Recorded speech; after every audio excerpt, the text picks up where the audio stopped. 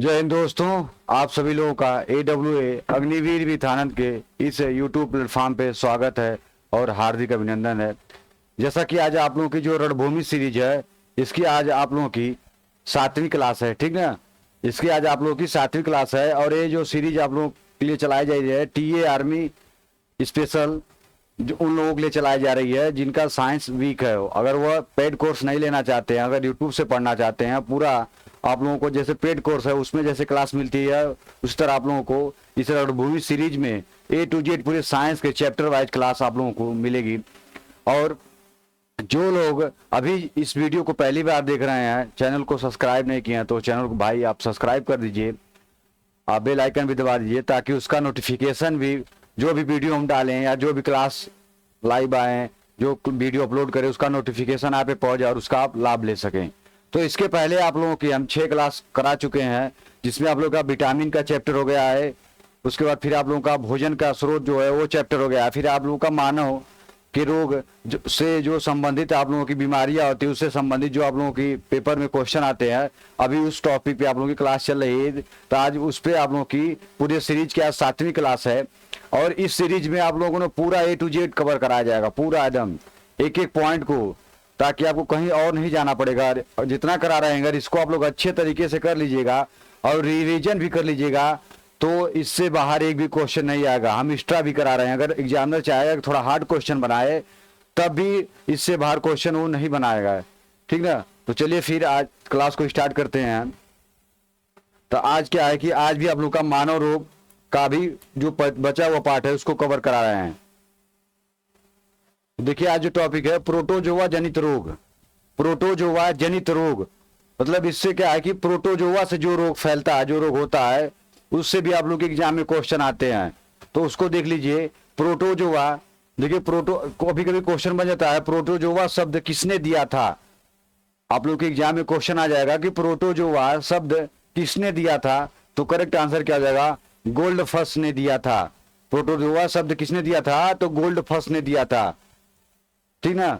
कभी कभी ऐसे एग्जाम में फैक्ट वाला क्वेश्चन पूछ देता है, बीमारी या रोग तो नहीं देगा, लेकिन पूछ देगा कि प्रोटोजोआ शब्द किसने दिया था। तो सही आंसर दोस्तों आप लोग क्या करिएगा, तो गोल्डफस ने दिया था। उसका फिर आगे देखिए, आगे क्या है कि प्रोटोजोआ से होने वाले प्रमुख रोगों की सूची। देखिए आप लोगों के एग्जाम में बस केवल जो प्रोटोजोआ क्वेश्चन कैसे बनता है कि प्रोटोजोआ जनित रोग कौन सा है या प्रोटोजोआ से होने वाला रोग कौन सा है, तो इस तरह आप लोग के एग्जाम में क्वेश्चन बनता है। तो वही है कि प्रोटोजोआ से होने वाले प्रमुख रोगों की सूची क्या है, जिससे प्रमुख रोग जो आपके एग्जाम के लिए इंपॉर्टेंट रोग है उसको हम लेके आए हैं। तो देखिए पहला क्या है आप लोगों का, अमीबायोसिस। जो प्रोटोजोआ जनित रोग कौन सा है, तो अमीबायोसिस है। उसके बाद फिर देखिए सोने की बीमारी, जिसको हम लोग क्या बोलते हैं, निद्रा रोग। उसके बाद देखिए मलेरिया, ये भी आप लोग का प्रोटोजोआ जनित रोग है, देखिए इंपॉर्टेंट है। और देखिए काला बाजार, पायरिया, जितने भी करा रहे हैं ना, सब आप लोगों के लिए वेरी वेरी इंपॉर्टेंट है। इसको आप लोग देख लीजिएगा, इससे आप लोग के एग्जाम में क्वेश्चन 100% बनते हैं और आए हुए भी क्वेश्चन है, ठीक ना। इसको स्किप मत करिएगा। तो देखिए प्रोटोजोआ से होने वाले प्रमुख रोगों की सूची में पहला क्या है कि अमीबायोसिस है। यह किससे फैलता है, तो प्रोटोजोआ से होता है। अगर क्वेश्चन आप लोग के एग्जाम में दोस्तों आ जाएगा कि अमीबायोसिस है, किससे फैलने वाला, किससे होने वाला रोग है, तो अगर ऑप्शन रहेगा प्रोटोजोआ, तो करेक्ट आंसर करिएगा आप लोग, ठीक ना। याद दीजिएगा प्रोटोजोआ जनित रोग कौन सा है इन चारों विकल्प में से, तो ऑप्शन में इनमें से कोई न कोई होगा जरूर। अमीबायोसिस या होगा, या सोने की बीमारी जिसको हम लोग क्या बोलते हैं, निद्रा रोग, या देखिए मलेरिया और काला बाजार और पायरिया, ये तो तीनों इंपॉर्टेंट, इससे कोई न कोई क्वेश्चन जरूर बनेगा। इसको आप लोग देख लीजिएगा, ठीक ना। तो देखिए पहला क्या हो गया, अमीबायोसिस। दूसरा सोने की बीमारी। तीसरा आप लोग की मलेरिया। चौथा क्या है कि काला बाजार, सॉरी काला बाजार नहीं, काला जार, ठीक ना। काला जार जो रोग है वो आप लोगों की प्रोटोजोआ से होती है। उसके बाद फिर देखिए पायरिया, उसको हम काला बाजार बोल दिए, काला बाजार नहीं, काला जार रोग जो होता है वो आप लोगों की प्रोटोजोआ से होती है। और पायरिया रोग, ये सब जितने भी रोग हैं ये आप लोगों के प्रोटोजोआ जनित रोग हैं। मतलब कहने का मतलब यह है कि प्रोटोजोआ से सब रोग उत्पन्न होते हैं, ठीक ना, उससे जन्म लेते हैं। तो एक बार फिर बता दे रहे आप लोगों को प्रोटोजोआ जनित रोग के बारे में। तो देखिए प्रोटोजोआ शब्द किसने दिया था, तो गोल्डफस ने दिया था। दोस्तों अगर आप लोग के एग्जाम में क्वेश्चन बन जाएगा कि प्रोटोजोआ शब्द किसने प्रतिपादित किया था या किसने दिया था, तो किसने दिया था, तो करेक्ट आंसर क्या करेगा आप लोग, गोल्डफस ने दिया था। और प्रोटोजोआ से होने वाली प्रमुख बीमारियों की सूची देखिए, ये जो बीमारियां हैं ना, जो रोग हैं, इससे जरूर आप लोग के एग्जाम में क्वेश्चन आता है। तो पहला क्या बताए, अमीबायोसिस, दूसरा सोने की बीमारी, तीसरा आप लोग का मलेरिया बताए हैं, उसके बाद देखिए कालाजार, और उसके बाद देखिए पायरिया। ये आप लोग के प्रोटोजोआ जनित रोग हैं। ठीक, चलिए आगे चलते हैं। अब देखिए रोग और प्रोटोजोआ का नाम, मतलब जो रोग हम बताए हैं उसमें कौन से प्रोटोजोआ पाया जाता है, और देखिए उससे कौन सा अंग हम लोग का प्रभावित होता है, उसके देखिए या तो जांच बनी, या तो टीका या औषधि कोई होगा तो उसके नाम। उसका देखिए अन्य नाम, जो रोग है उसको किस और अन्य नाम से जानते हैं, और उसके वाहक कौन है, इसको देख लीजिए। तो पहला रोग हम आप लोगों को क्या बताए थे कि अमीबायोसिस, जो प्रोटोजोआ जनित रोग कौन सा है, तो पहला बताया अमीबायोसिस जो है उसमें कौन सा प्रोटोजोआ पाया जाता है, तो एंट अमीबा हिस्टोलिका, एंट अमीबा हिस्टोलिका नामक प्रोटोजोआ पाया जाता है। और किसमें पाया जाता है, तो अमीबायोसिस रोग में पाया जाता है। ये सब जितने भी रोग हैं प्रोटोजोआ जनित रोग हैं। उसको देखिए, अगर यह रोग हो जाएगा तो हमारे शरीर का कौन सा अंग प्रभावित करेगा, तो बड़ी आंत को प्रभावित करेगा। ठीक ना। उसके बाद देखिए इसका अन्य नाम क्या है, तो अमीबीय दस्त, अमीबीय दस्त, पेचिश या अतिसार। अगर आप लोग के एग्जाम में आ जाएगा कि अमीबीय दस्त किस रोग का उपनाम है, तो किस रोग का है, तो अमीबायोसिस का रोग, अमीबायोसिस रोग का उपनाम अमीबीय दस्त है। और पेचिश, देखिए पेचिश से क्वेश्चन बन जाएगा, पूछ देगा पेचिश, पेचिश जो है किस रोग का उपनाम है, ठीक ना, तो किस रोग का, अमीबायोसिस रोग का उपनाम है। उसके बाद देखिए अतिसार रोग भी है। उसके बाद फिर अगला देखिए दूसरा हम क्या बताए थे आप लोगों को, तो निद्रा रोग, निद्रा रोग में कौन सा प्रोटोजोआ पाया जाता है, तो ट्रिपैनोसोमा, ट्रिपैनोसोमा गैम्बियस नामक प्रोटोजोआ पाया जाता है। और यह हमारे किस अंग को प्रभावित करता है, अगर यह रोग हो जाता है तो मस्तिष्क को प्रभावित करता है। उसके बाद फिर आगे देखिए इसका अन्य नाम क्या है, तो African sleeping sickness, African sleeping sickness इसका अन्य नाम है। और इसके वाहक कौन से हैं, तो इसके वाहक जो है सीसी जो मक्खी है इसके वाहक हैं। सीसी मक्खी किस प्रोटोजोआ रोग के वाहक है, तो कौन से प्रोटोजोआ रोग के वाहक है, तो निद्रा रोग जो है उसके बाद फिर देखिए कालाजार रोग, कालाजार रोग में कौन सी प्रोटोजोआ पाई जाती है, तो लिस्मानिया डोनोवानी, लिस्मानिया डोनोवानी नामक प्रोटोजोआ पाई जाती है किसमें, कालाजार रोग में। और यह हमारे किस अंग को प्रभावित करती है, तो यकृत और प्लीहा रोग, यकृत और प्लीहा अंग को यह प्रभावित करती है। और इसका अन्य नाम क्या है, लिस्मानियसिस, लिस्मानियसिस इसका अन्य नाम है। और इसके वाहक कौन है, तो बालू सैंड, बालू मतलब सैंड, बालू मक्खी जो है इसके वाहक होते हैं। ठीक ना। फिर उसके बाद देखिए आगे आप लोग क्या है, तो आगे आप लोग की पायरिया, जो आप लोग की प्रोटोजोआ जनित रोग पायरिया है, इसमें कौन से प्रोटोजोआ पाए जाते हैं, तो एंट अमीबा जिंजीवैलिस, एंट अमीबा जिंजीवैलिस नामक इसमें प्रोटोजोआ पाई जाती है। और किस अंग को प्रभावित करती है, तो यह हमारे दांत को, हमारे शरीर के दांत को प्रभावित करती है। और इसके बाद फिर आगे देखिए, इसको एक बार फिर हम आप लोग को बता दे रहे हैं। देखिए जो अमीबायोसिस जो रोग होता है, प्रोटोजोआ जनित रोग तो है ही, लेकिन इसमें कौन सा प्रोटोजोआ पाया जाता है, तो एंट अमीबा हिस्टोलिका नामक इसमें प्रोटोजोआ पाया जाता है। और यह रोग जब हो जाता है हमारे शरीर में, तो किस अंग को प्रभावित करता है, तो किस अंग को प्रभावित करता है, तो बड़ी आंत को प्रभावित करता है। उसके बाद फिर देखिए अगर इसका अन्य नाम पूछेगा, तो इसका अन्य नाम क्या है, इसको और किस नाम से जानते हैं हम लोग, तो अमीबीय दस्त और पेचिश और अतिसार इसका अन्य नाम है। उसके बाद फिर देखिए दूसरा रोग क्या है, प्रोटोजोआ जनित रोग, तो निद्रा रोग बताए थे। तो इसमें कौन सा प्रोटोजोआ पाया जाता है, तो इसमें ट्रिपैनोसोमा गैम्बियस नामक इसमें प्रोटोजोआ पाया जाता है। और यह हमारे शरीर में किस अंग को प्रभावित करता है, तो मस्तिष्क को प्रभावित करता है। और इसका अन्य नाम क्या कि अफ्रीकन स्लीपिंग सिकनेस नाम है। और इसके वाहक कौन हैं, तो इसके वाहक हैं सीसी मक्खी, ठीक, उसका फिर आगे देखिए, आगे आप लोग का कालाजार जो प्रोटोजोआ जनित रोग है, इसमें कौन सा प्रोटोजोआ पाया जाता है? तो लिस्मानिया डोनोवानी नामक प्रोटोजोआ पाया जाता है, और ये हमारे शरीर के यकृत और प्लीहा को दूषित कर देता है या अंग को प्रभावित कर देता है। और इसमें इसका अन्य नाम क्या है? तो लिस्मानियासिस इसका अन्य नाम है। और इसमें बालू, इसके वाहक कौन है? तो बालू मक्खी। उसका फिर देखिए आगे कौन सा रोग बताए थे? तो पायरिया, ये भी कौन सा रोग है? तो प्रोटोजोआ जनित रोग है। और इसमें कौन सी प्रोटोजोआ पाई जाती है? तो एंट अमीबा जिंजीवैलिस नामक प्रोटोजोआ पाया जाता है। और ये हमारे शरीर को, दांत को, हमारे शरीर में जो दांत है उसको प्रभावित करता है। और उसके बाद फिर आगे देखिए, अब आगे देखिए मलेरिया शीत ज्वर, इससे आप लोगों के एग्जाम में क्वेश्चन आता है, मलेरिया शीत ज्वर, ठीक है, इसको देख लीजिएगा, वेरी वेरी इंपॉर्टेंट है, इसलिए इसको पूरा विस्तार से बता रहे हैं। मलेरिया शीत ज्वर, मलेरिया कहते हैं, अगर आप लोगों के एग्जाम में आ जाएगा कि शीत ज्वर किसका उपनाम है, किसका या अन्य नाम है, तो किसका है? तो मलेरिया को हम लोग क्या बोलते हैं? तो शीत ज्वर बोलते हैं।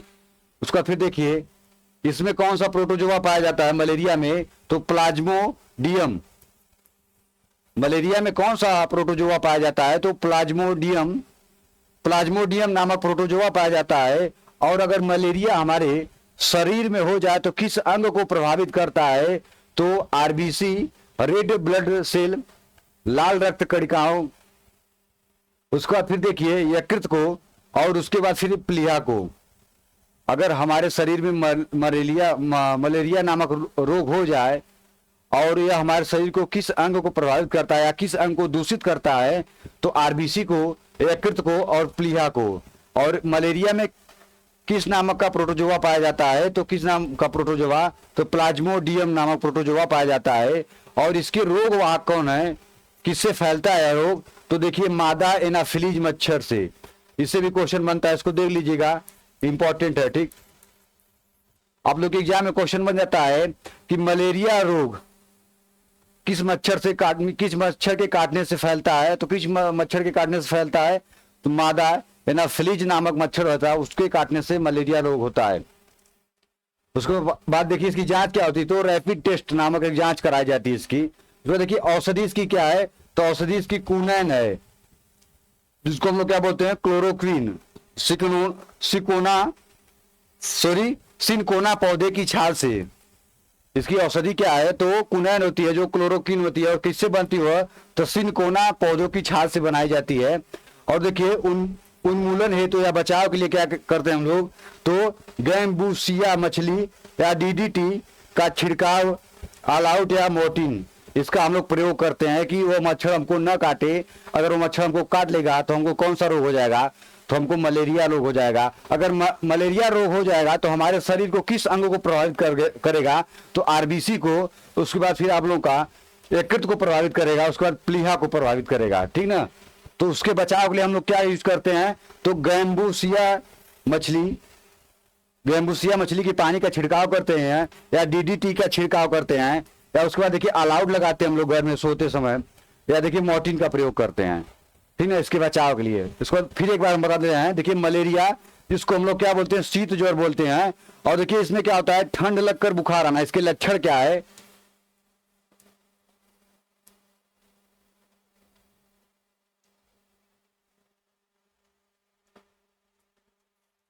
देखिए इसके लक्षण क्या है? ठंड लगकर बुखार आता है।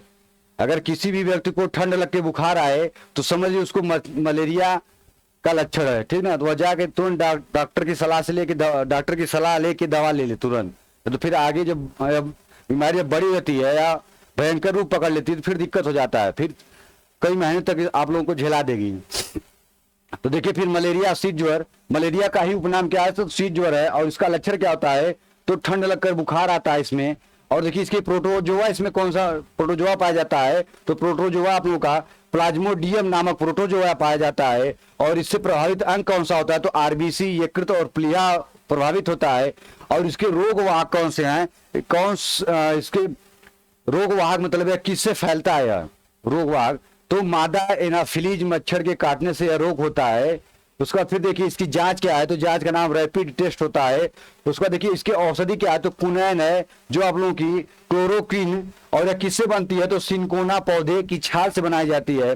और देखिए इसके उन्मूलन हेतु या बचाव के लिए हम लोग क्या करते हैं कि रोग हमको हो ना, मच्छर हमको काटे ना, जिससे वो रोग हमारे शरीर में हो जाए, तो गैम्बूसिया मछली की पानी का और डीडीटी का छिड़काव करते हैं, ऑल आउट लगाते हैं या मोटी लगा के उसका उपयोग, उसका बचाव करते हैं। ठीक ना। फिर चलिए आगे देखते हैं। अभी देखिए इंपॉर्टेंट है, देखिए फैक्ट वाला, ठीक ना, वन लाइनर फैक्ट में है, क्वेश्चन आ सकता है, फैक्ट बेस्ड क्वेश्चन है इस पे। तो देखिए मलेरिया की खोज किसने की थी, अगर आप लोग के एग्जाम में आ जाएगा कि मलेरिया की खोज किसने की थी, तो करेक्ट आंसर आप लोग क्या करेगा, सर रोनाल्ड रॉस ने की थी। किसने की थी, सर रोनाल्ड रॉस ने मलेरिया की खोज की थी। अगर पूछ देगा मलेरिया दिवस किस डेट को मनाया जाता है, तो 25 अप्रैल को आप लोगों का मलेरिया दिवस मनाया जाता है। उसका देखिए प्लाज्मोडियम की सबसे खतरनाक प्रजाति कौन सी है, अगर आप लोग के एग्जाम में आ जाएगा। देखिए इसमें तो प्रोटोजोआ आप लोग का प्लाज्मोडियम नामक प्रोटोजोआ तो पाया जाता है, लेकिन अगर क्वेश्चन आ जाएगा कि प्लाज्मोडियम की सबसे खतरनाक प्रजाति कौन सी है, तो कौन सी प्रजाति है, तो प्लाज्मोडियम फाल्सीपेरम, प्लाज्मोडियम फाल्सीपेरम नामक इसकी सबसे खतरनाक प्रजाति होती है। ठीक, इसको एक बार फिर बता दे रहे हैं, मलेरिया की खोज किसने की थी, तो सर रोनाल्ड रॉस ने की थी। मलेरिया दिवस किस डेट को मनाया जाता है, तो आप लोग क्या सही आंसर करिएगा, 25 अप्रैल को मनाया जाता है। और प्लाज्मोडियम तो इसमें प्रोटोजोआ पाया जाता है, लेकिन प्लाज्मोडियम जो प्रोटोजोआ पाया जाता है उसकी सबसे खतरनाक प्रजाति कौन सी होती है, तो प्लाज्मोडियम फाल्सीपेरम होती है। ठीक ना। तो ये हो गया आप लोगों का मलेरिया या सिर ज्वर के पूरा उसको विस्तार से बताए हैं। जितना भी बताया ना, इससे ही आप लोग एग्जाम में क्वेश्चन बनेगा, इससे बाहर एक भी क्वेश्चन नहीं आएगा। चलिए फिर आगे देखते हैं। अब देखिए कृमि जनित रोग, कृमि जनित रोग मतलब क्या होता है, कृमि जनित रोग, कृमि से होने वाला रोग। तो देखिए क्या है कि कृमि से होने वाले प्रमुख रोगों की सूची, कृमि से होने वाले प्रमुख रोगों की सूची, इससे भी आप लोग एग्जाम में इक्का दुक्का क्वेश्चन कभी कभी बन जाता है, तो उसको भी देख लीजिए, क्या पता अगर इसी क्वेश्चन बन जाए, अगर आप नहीं पढ़े रहेंगे तो फिर दिक्कत हो जाएगा आप लोगों के लिए, तो उसको भी हम आप लोगों को कवर करा दे रहे हैं। तो देखिए कृमि से होने वाले प्रमुख रोगों की सूची, पहला क्या है टीनियासिस, दूसरा आप लोग का नारू रोग है, और तीसरा फाइलेरिया, और चौथा क्या है एंटीरोबियसिस, और पांचवा क्या है एस्केरियसिस है, और उसके बाद देखिए एंटीरोबियसिस, उसके बाद फाइलेरिया और नारू और टीनियासिस। यह कौन से सब रोग हैं, तो आप लोग के कृमि जनित रोग हैं, कृमि जनित रोग हैं। और कृमि जनित का मतलब क्या होता है, कृमि से होने वाले प्रमुख रोगों की सूची। देखिए इसमें से कौन सा, देखिए आप लोग का एक फाइलेरिया, और देखिए एक नारू रोग, और एंटीरोबियस आप लोग का इंपॉर्टेंट है, इसको देख लीजिएगा जरूर। ठीक ना, इससे क्वेश्चन जरूर बनता है आप लोग के एग्जाम में। चलिए आगे फिर देखते हैं। अब देखिए टीनियासिस के बारे में पढ़ लेते हैं थोड़ा। टीनियासिस के बारे में पढ़ते हैं। तो देखिए टीनियासिस क्या है, देखिए इसके रोग कारक क्या है, तो टीनिया सोलियम कृमि, इसके रोग कारक अगर पूछेगा कि टीनियासिस के रोग कारक क्या होते हैं, उसका नाम क्या है, तो क्या करेंगे आप लोग, सही आंसर टीनिया सोलियम कृमि होता है। उसका फिर देखिए विशेष विवरण क्या है कि यह रोग सुअर का कच्चा या अधपका मांस खाने से होता है। अगर पूछ देगा कि टीनियासिस, जो आप लोग का टीनियासिस रोग है वो कैसे होता है, तो कैसे होता है कि सुअर का कच्चा या अधपका मांस खाने से यह रोग फैलता है। और उसके रोग वाहक कौन है, तो रोग वाहक है टीनिया सोलियम कृमि, इसके रोग वाहक है। फिर देखिए नारू रोग, जिसको हम लोग क्या बोलते हैं बाला रोग, इसके रोग कारक क्या है, तो ड्रेकनकुलस कृमि, इसके रोग कारक क्या है, तो ड्रेकनकुलम कृमि है। और प्रभावित अंग इससे कौन सा होता है, तो त्वचा हो जाता है इससे प्रभावित। उसको फिर आगे देखिए एंटीरोबियसिस है, जिसको हम लोग क्या बोलते हैं चूना रोग बोलते हैं, तो इसके रोग कारक क्या है, तो एंटीरोबियस कृमि इसके रोग वाहक हैं। एंटीरोबियस कृमि इसके रोग वाहक हैं। और इसकी विशेष विवरण क्या है कि अधिक मीठा खाने पर गुदा द्वार पर, देखिए अधिक मीठा खाने पर जो गुदा द्वार है उस पर खुजली चलती है, तो इसके लक्षण है, किसके लक्षण है, तो एंटीरोबियसिस जिसको हम लोग क्या बोलते हैं, तो चूना रोग बोलते हैं। ये सब कौन सा रोग है, तो ये सब कृमि रोग है, ठीक ना। उसका फिर आगे देखिए, अब आगे आप लोग का आ गया एस्केरियासिस, एस्केरियासिस जो रोग है आप लोगों का, तो देखिए इसके कारक क्या हैं, इसके कारक हैं एस्केरिस कृमि, और देखिए विशेष विवरण क्या है, बच्चों के पेट में कीड़े पड़ जाते हैं इससे। उसके बाद फिर अगला क्या है आप लोगों का, तो फाइलेरिया और हाथी पाव, या उसको हम लोग क्या बोलते हैं एलिफेंटियासिस या फील पाव, या उसको हम सील पद रोग भी बोलते हैं, ठीक ना। इससे भी आप लोग एग्जाम में क्वेश्चन आता है। तो देखिए फाइलेरिया के रोग कारक क्या हैं, तो रोग कारक है इसके बाउचेरिया, ब्रिंक्रोफेटाई कृमि होते हैं इसके, और प्रभावित अंग क्या है, तो लसिका तंत्र इससे प्रभावित हो जाता है। और रोग वाहक क्या है, तो मादा क्यूलेक्स मच्छर, इससे देखिए एग्जाम क्वेश्चन आ जाएगा, इंपॉर्टेंट है, ठीक ना। मादा क्यूलेक्स मच्छर जो है, इससे आप लोग कौन सा रोग होता है, तो फाइलेरिया रोग या हाथी पांव, या दे देगा एंटीफेंटियासिस रोग या फील पांव या सिलपद रोग हो जाता है इससे, ठीक ना। लेकिन नाम इतने खतरनाक है तो पढ़ने में समय लग जा रहा है, ठीक ना। तो ऐसे इतना हार्ड क्वेश्चन नहीं देगा, लेकिन अगर क्वेश्चन बना देगा तो आप लोग इसको पढ़ लीजिएगा, इससे भी आप लोग एग्जाम में क्वेश्चन बन सकता है। अगर एक आध क्वेश्चन थोड़ा सा हार्ड बनाना चाहेगा एग्जामिनर, तो यहाँ से भी क्वेश्चन पूछ सकता है, ठीक ना। चलिए आगे देखिए, अब देखिए कवक जनित रोग, जो आप लोग के एग्जाम में क्वेश्चन बनता है कवक जनित रोग से, उसको आप लोग देख लीजिए। तो कवक जनित रोग में क्या होता है, कवक फफूंद के कारण होने वाली बीमारियां।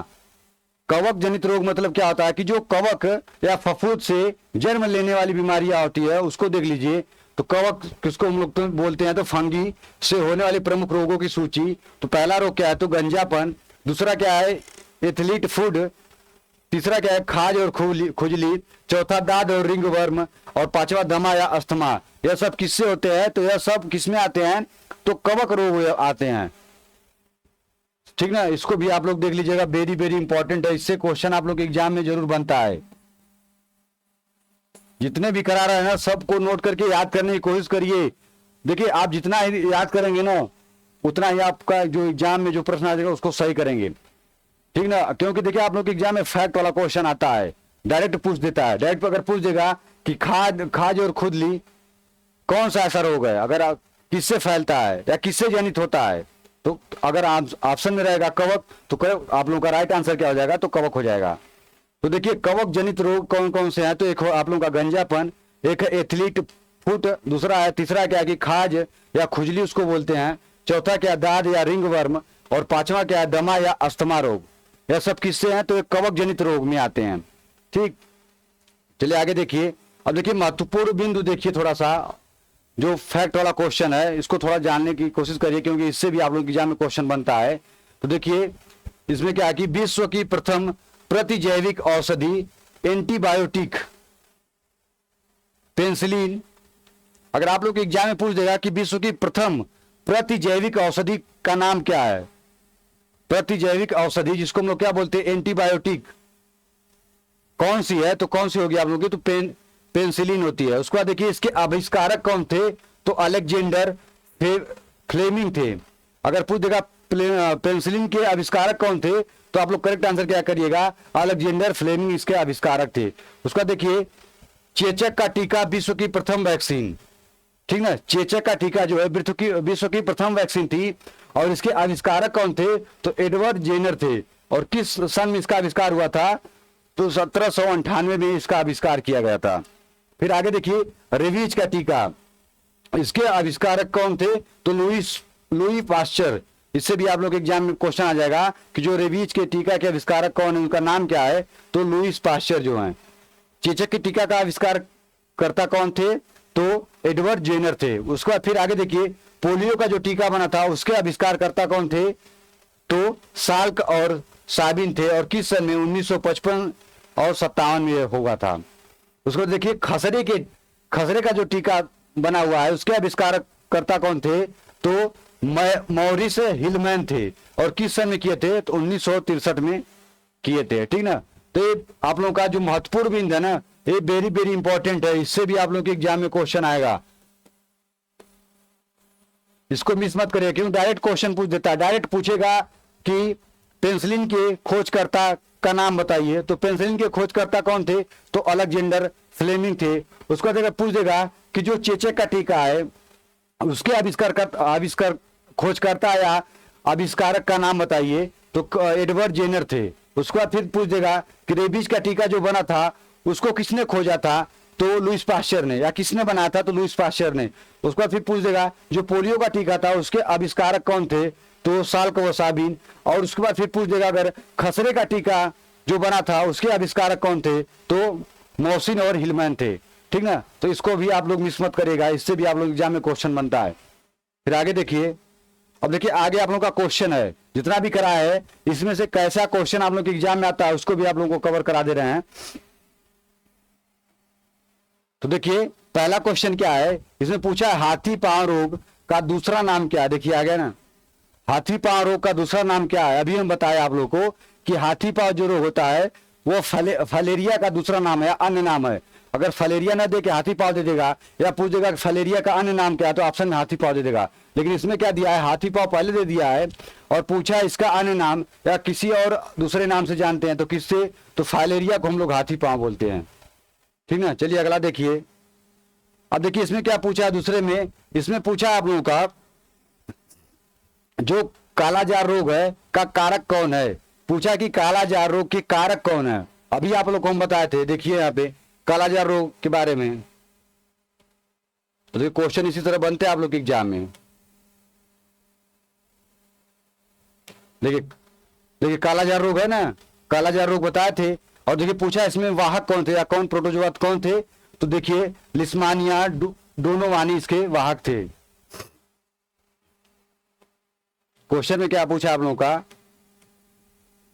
कारक पूछा है, तो कारक कौन से हो जाएगा इसका, तो लिस्मानिया, कारक क्या हो जाएगा, तो लिस्मानिया डोनोवानी हो जाएगा। करेक्ट आंसर इसका ऑप्शन नंबर ए हो जाएगा। देखिए इसी तरह आप लोग के एग्जाम में क्वेश्चन बनता है। फिर देखिए पूछा कि मलेरिया रोग का कारक प्रोटोजोआ कौन सा है। पूछा कि जो मलेरिया रोग है उसका कारक प्रोटोजोआ कौन सा है, तो करेक्ट आंसर क्या हो जाएगा, तो प्लाज्मोडियम हो जाएगा। अभी इसको आप लोगों को बताए थे कि जो आप लोगों का मलेरिया रोग है उसका कारक या प्रोटोजोआ कौन सा होता है, इसको भी दिखा दे रहे हैं आप लोगों को। मलेरिया रोग कहाँ गया आप लोगों का,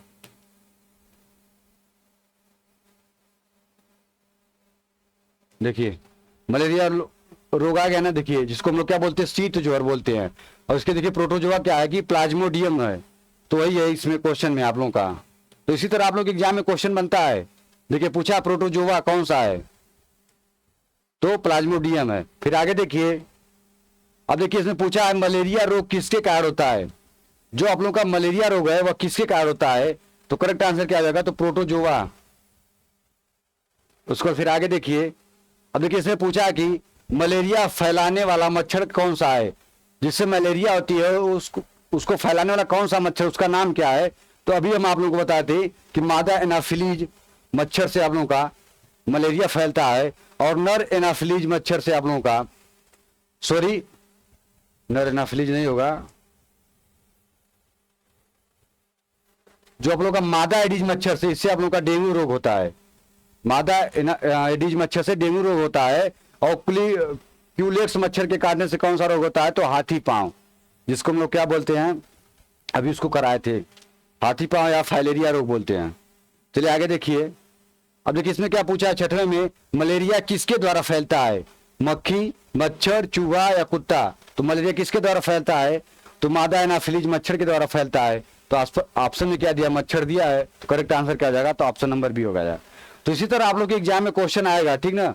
आप लोग घबराएगा मत, सभी आप लोगों को टॉपिक थोड़ा सा देखिए, आप लोगों का लेंदी चैप्टर है, थोड़ा हार्ड लग रहा होगा, लेकिन आप लोग जो फैक्ट वाला, जो एक एक लाइन जो कराया है, फैक्ट वाला इंपॉर्टेंट तथ्य कराए हैं या जो रोग बताए हैं, उसको थोड़ा देख लीजिएगा, उसका नोट्स बना लीजिएगा आप लोग, शॉर्ट नोट्स, उसको बार बार रिवीजन करिएगा। देखिए थोड़ा सा दो एक चैप्टर इसका लेंदी लगेगा, थोड़ा सा जैसे लगेगा कि समझ में नहीं आ रहा है, लेकिन इसी से आप लोग एग्जाम में क्वेश्चन बनते हैं। और देखिए इसके जो शब्द है ना वो भी कठिन रहते हैं, थोड़ा पढ़ने में भी डिफिकल्ट लगते हैं। तो बस आप लोग याद करने की कोशिश करिएगा, ठीक ना, क्योंकि इससे भी अगर एक दो क्वेश्चन आ जाएगा, तो अगर एक दो क्वेश्चन आप गलत करके चले आएंगे ना, तो समझिए एक क्वेश्चन की कीमत बहुत होती है। जो एक क्वेश्चन से छटा रहता है, अगली बार जो छट गया होगा उससे पूछेगा एक क्वेश्चन की कीमत, उसको कितना पता चल रही होगी। तो बस वही है कि आप लोग लगे रहिए 100% जोश और जुनून ऊर्जा के साथ। इसी साल आप लोग को वर्दी लेनी है, और फिजिकल के साथ साथ आप लोग तैयारी भी जारी रखिए। ठीक ना। फिजिकल के साथ साथ आप अपनी तैयारी भी जारी रखिए, नहीं तो फिर आप लोगों को बहुत भार उधर क्या फिजिकल निकाल के जाएंगे, मेडिकल पास हो जाएंगे, तो फिर आप लोगों को एक महीने में पूरा इतना कवर करना पड़ेगा, तो फिर दिक्कत हो जाती है। तो इसलिए थोड़ा थोड़ा पढ़ते रहिए, ताकि जब एक महीना मिले आपको तो उसमें आप रिवीजन करिए और क्वेश्चन केवल मारिएगा, क्वेश्चन का प्रैक्टिस सेट लगाइए, प्रैक्टिस करिए, तब आप लोग का एकदम अच्छा से जो रिटन एग्जाम वो भी तैयार हो जाएगा, उसमें आप अच्छे मार्क लाएंगे और आप लोगों का सिलेक्शन हो जाएगा। ठीक ना। तो इसी के साथ हम क्लास को यहीं पे समाप्त करते हैं, फिर अगली क्लास में मिलते हैं आप लोगों को। ये जो सीरीज चला है आप लोगों की रणभूमि सीरीज, इसमें पूरा A to Z आप लोगों को साइंस कवर कराएंगे। अगर एक भी क्वेश्चन इससे बाहर चला जाएगा तो फिर आप लोग कहिएगा, एक भी क्वेश्चन बाहर नहीं जाएगा। देखिए थोड़ा सा चैप्टर को हार्ड बना रहे हैं, थोड़ा सा अपर लेवल करा रहे हैं, इसलिए कि देखिए लोअर में तो जो आएगा तो उसको कवर ही करा रहे हैं, लेकिन अगर अपर में इससे भी बढ़ा के अगर एग्जामिनर पूछना चाहेगा एक दो क्वेश्चन, तो भी इसमें से आप लोगों का कवर हो जाएगा। ठीक ना। तो बस वही कि बार बार आप पढ़ने से बढ़िया है कि एक ही बार पढ़िए और एक ही बार पूरे कॉन्सेप्ट को क्लियर रखिए और प्रैक्टिस करिए, बार बार प्रैक्टिस करिए और कॉन्सेप्ट को एक ही बार क्लियर करिए। जो क्वेश्चन गलत हो रहा है उसको फिर दोबारा देखिए। तो ऐसा करेंगे ना तो जो भी सब्जेक्ट आपकी वीक रहेगी वो आपकी फिर मजबूत हो जाएगी। ठीक। तो जय हिंद, जय भारत। जोश और जुनून के साथ आज आप अपनी तैयारी जारी रखिए और सिलेक्शन इसी साल लेना है और इसी भर्ती में लेना है।